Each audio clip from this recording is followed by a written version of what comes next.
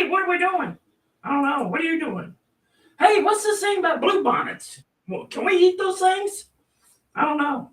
Can we eat blue bonnets? Hey, I think Tree's got a guest coming on today. I don't know who it is though, but someone that knows a lot about blue bonnets. I don't know about them. Do you know anything about blue bonnets? Well, I think we can eat them. I don't know. Have you ever eaten a blue bonnet? Well, let's find out. Hey, Tree, where you at? Hey, where we at here?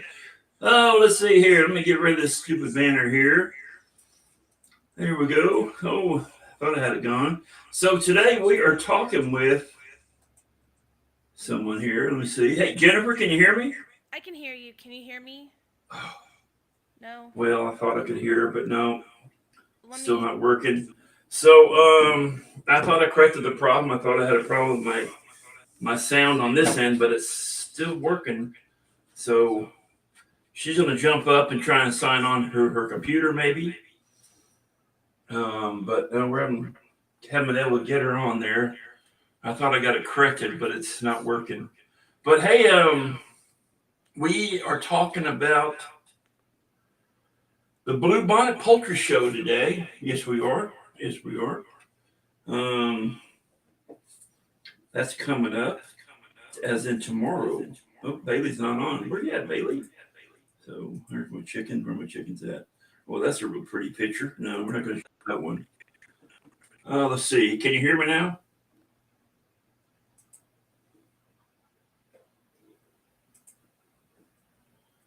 Hello, hello. Well, so my guest today is Jennifer Pesky, school teacher and chicken extraordinaire. And we're going to talk about the Blue Bonnet Classic and showing chickens and poultry shows and everything. So, but hey, by the way, look what I got for Christmas. I got myself a new hat. Excuse me, from D&D Feeds. Oh, let's see if it's working now. Is it working now? Can you hear me? I can hear you. Can you hear I me? can't hear you yet either. Mm. Hmm. Um. Yeah. Sorry, it's just not working. Got a problem there on your end there. I thought I fixed it on my end, but it's not my end. It's something to do with the connection, probably. It happens with cell phones a lot of times. If you're in a house and there's not a good connection, um, with a cell phone, it happens a lot. I get that from people all the time. I usually tell Okay. people try not to sign on with the cell phone because it normally doesn't work that well. Yeah, I'm on my computer right Um, now. so yeah, I don't have many people that's Man. no sign language. Uh, yeah, I've got full bars on my end from you. Volume's turned up, so it's something on Okay. your end that's not working. Hmm. Uh, Can yeah, you hear me now? nothing yet. No. No. No. Yeah, best thing is Oh, a usually a home computer or office computer or laptop, something like that. Phones constantly have problem with phones. I've only had one time where I had a guest on, but they were outside of a building. And is there a TV on in the background or radio? no. No. Mm-mm. Well, shoot. Man. Well, sorry to say, but Yeah. Jennifer, we can't hear you. Oh, we thank you for trying, though. Yeah. Sorry. Oh, all right. Well, thank you. Bye bye. So we were going to talk about today about the Blue Bonnet Classic coming up. She shows chickens. I don't show chickens. I'd like to go. I'll see how I am tomorrow. My disability's been really bad since before Christmas. I can't barely walk on my left foot. I'm not diabetic. I have really severe poor circulation in both my legs, and just get a lot of nerve pain. It's just been really painful lately. So uh, but I don't know. Got a bad connection somehow. Jennifer just sent me a message. She was on her computer, work computer, but that still didn't work for some reason. I don't know why. Let me turn my camera here from a junk pile there. So real quick, have you winterized your coops? I'm not big on winterizing the coops down here in Southeast Texas. As I don't think it's really that cold enough to mess with it, and so forth. But I did a little bit. If you notice this coop right here, it's a little movable coop and so forth. I put sides on it, but the top is still ventilated. So if you look here closely, I've got a close-up photo of it. Here's a photo. There's another photo of it. I just attached this plywood on the side of it, but leaving plenty of ventilation at the top, so you get plenty of air. Because if we do get a hard freeze, and there is any moisture inside the coop, and the coop is all closed up, and they get that moisture on their comb, that can cause frostbite on their combs and so forth. So that's not good. But I have the sides closed up. Now on my main coop, it's got antique windows on the side of it that I can shut. These pop open. I can prop them open, and during the summer months they open up, and it's got hardware mesh behind it. But once again, at the top, there's hardware mesh on 3 sides, so there's constant ventilation. On the opposite side of it is an old stained glass window of a church, and that's on hinges as well that I can prop open as well. It's giving me more cross ventilation. But once again, there's ventilation at the top always, so they're always well ventilated. Now on my big coop out front, I have the sides. This is hardware mesh, and it's lots of ventilation and so forth. I added the same material used for political signs and for sale signs. I can buy it in 4x8 sheets through a supplier I have, and I just cut out 2 pieces and put on the sides. And I have a setup where only one side screwed in, the other side isn't. I can just pop it in the wood or pull it back out again, which allows me to clean out the inside of the coop feature, because I go in there with a garden hose and I spray out all the poop and let it fall down below and scoop it out. So that makes it real easy. But once it's in, it's well ventilated at the top. And then my shed coop, that was an old shed. Where's that? There's a picture right there. I use clear plastic on the windows, and I put it on the doors, but only not all the way up the door. So there is an opening on both doors. Both doors have openings on the top, but it blocks the wind. It still allows sunlight in, and it's working out just fine. The other day when it was 34 degrees outside, I went inside the coop, and while those chickens inside, it was quite warm, and you could tell they weren't bothered by it. So it's working out real good. And once again, with a clear plastic, it allows sunlight in, and they're getting plenty of sunlight. I'm still getting plenty of eggs. I don't have any shortage of eggs. So it's working out good for me. But real simple. Now, I did see a lady online. She posted up pictures of her chicken coop that she had covered up. There's my boys and girls outside playing around in the chicken tunnels. Lady had her chicken coop covered up with a tarp, a blue tarp, completely covered up. And she asked, "Do you think I have enough ventilation?" And there's a little bit at the bottom, and and I'm like, "Oh my God, you got to be kidding me!" But the chickens were just completely covered up, and I really think that natural sunlight makes a big difference in your chickens. And you look at the people up in the north in the snowy areas, and they have this deep bedding in their coops, and they're in these coops for months at a time, and there's actually food and water in there for them because they're cooped up in the coop because of the snow. And they're not getting the eggs because they're cooped up. And I really believe that's why. It's because they're cooped up. They're not getting that great sunlight. And whereas down here, it's not that cold, so I don't have a shortage of eggs, but my chickens are thriving. They're doing really well. I got more eggs now than I've had in the summertime when the chickens were stressing from all that heat. So I really believe that chickens do really well in the winter months, that's for sure, because I do have more eggs, that's for sure. Sunday, I sold 18 dozen eggs. It was crazy. I couldn't believe all the eggs I sold on Sunday. And then a lady came by yesterday, and I sold her 6 dozen, and I'll have another 3 dozen today. out of these chickens. So they're doing real well.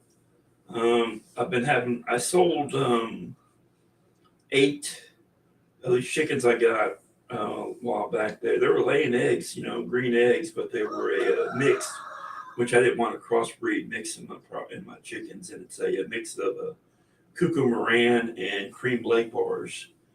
And they're producing a minty green egg and beautiful eggs, but I didn't need them. I didn't want them, and I needed the coop space. So I got rid of them. I sold them, and I made a lady a good deal, But then a friend of mine contacted me and wanted some more chickens and so forth. And well, that's weird. So I just got a message that I couldn't hear Jennifer, but everyone on the outside could hear Jennifer. This is crazy. So there's a problem with my system, I believe. Yeah. So John Doe, whoever John Doe is, got on and said that both coming in clear. That's crazy. So I got to look into it. Then that's got to be a problem in my system somehow. So I'll have to let her know that's not her. Yeah, man. Good old technology. So if your computers aren't updated, but their system's updated,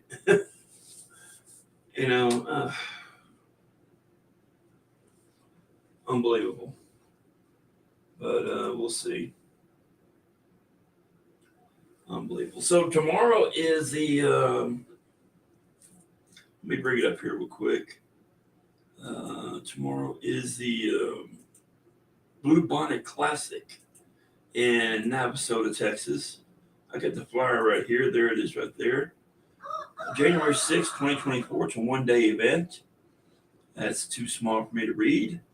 And maybe you can zoom in on it. But here's another flyer I have for them. Come and join us. This is a fun and relaxed opportunity to learn about poultry and to show off your favorite birds. That's in, I can't read that either. It's too small for me to read. But yeah, that's a Blue Bonnet Classic.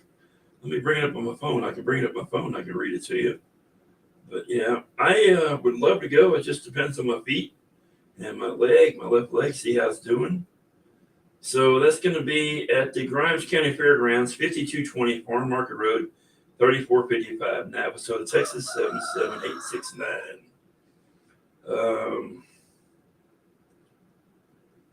So this is open show to anyone to show. That's cool. Let's see here. I'm getting messages. Yeah. But I might have to try and go. I'd love to go, but it just depends on my legs. Grimes County Expo Center and Fairgrounds. Nothing else new on this. 32nd annual. That's pretty cool. I'd love to go to this. But we shall see. I'll see how I'm doing in the morning. But that's what we were going to talk about was the poultry shows and showing chickens. And I got to do some testing. I'm about to do some test podcasts and try and figure out what's wrong with my system because I've got 3 screens on the side of my screen that shows who's on my guests, and those aren't even appearing either. They just went out. So there's a problem with my Restream studio, which is I use for broadcasting my podcast. And I don't know what's wrong with it. This is crazy. Yeah. Crazy. Yeah, things just aren't working like they should. I don't understand. But I'm sorry about that. I was looking forward to having Jennifer on because she's a school teacher and this is her time off. And we're hoping to have her on. So I'll have her on again. We'll talk about shows and showing chickens. I was trying to put together a show back in October. And it didn't work out too good. We had a corporate sponsor that, come to find out, they sold out and they didn't have the money to put into it. They were going to pay for tents and everything I need, banners, everything. They're going to pay for everything. And they sold out to another company. But they said that the reason why they had to back out is because Lone Star Chicken Care wasn't a 501c3, which it isn't, but they're working on it, and it's still a great organization, great bunch of people. They do a lot of good stuff. But that's the excuse they gave me. And I think it was a line of BS because they had sold out and they no longer had the money to give me because the company sold out from underneath them. And they're underneath a new ownership and so forth. I don't know if they're still working there or not. I've been over there since. Kind of pissed me off. But I do want to go ahead and try to do one in the spring. We'll see how it goes. It also depends on my health. If my legs keep going the way they're going, I won't be doing one because of my legs, because they're important for me to have to stand up and so forth. But yeah, but that's about it. So every time I do a podcast, I pretend to sound like a chicken, and I have 2 chickens, and I want to name those chickens so I can have names for them. But I have 2 new chicks that I have in my brooder, and they're kind of funny. They just crack me up. They're like buddies. One's a New Hampshire, and the other one's a Leghorn, and they're like the best of buddies. They hang out together, so I'll let them grow up together, but then I'm going to separate them eventually. But I'm going to name them, and I'm going to use them for photographs. And oops, sorry about that. I'm going to use them for photographs and for upcoming podcasts and all that. I usually use, if you look on this picture here, this is Brittany, my ugly chicken. I hate to say it, but she's gone. She had a problem with getting out of the coop on her own. I let her and other chickens free range every day with inside electric poultry fencing. And she decided to fly over it one day, and she discovered how much she liked, free ranging outside the fencing area where she had green grass and everything. And that's when I think something got her. The second day after it happened, she disappeared. Haven't seen her since. And as ugly as she was, I really miss her. I really do. I don't feel bad about chickens, but I feel bad about her because, she had quite a story. We didn't know what she was growing up. And I still don't know what she is to this day. So I'm going to stop using her photos, and I'm going to start using these 2 new chicks I got. And I'll start using them in the advertising and all that. But I'm going to have to name them some names. So give me some names, people, for some funny names for some chickens, Like I said, one's a Leghorn, one's a New Hampshire. And they'll be the new mascots for the podcast. So, all right, y'all. Well, hate to cut it short, but I got tons of work to do. I'm back in my knife shop working again. I build custom knives. I enjoy it. And this time of year, coffee sales actually slow down after Christmas. So I want to keep money coming in to pay the bills and so forth. So I'm back in my knife shop building knives. And I do real well with those. I build a lot of chef knives. I love building chef knives. But every once in a while, I'll post them up on here. All right, y'all. Maybe we'll see you tomorrow at the Blue Bonnet Classic. Maybe not. We'll see how my legs are doing. So we'll talk to you later. Bye-bye.